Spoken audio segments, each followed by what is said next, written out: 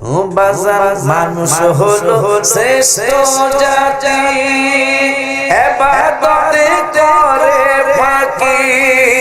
মানুষ হলো শ্রেষ্ঠ, তারা ইবাদতে করে ফাঁকি।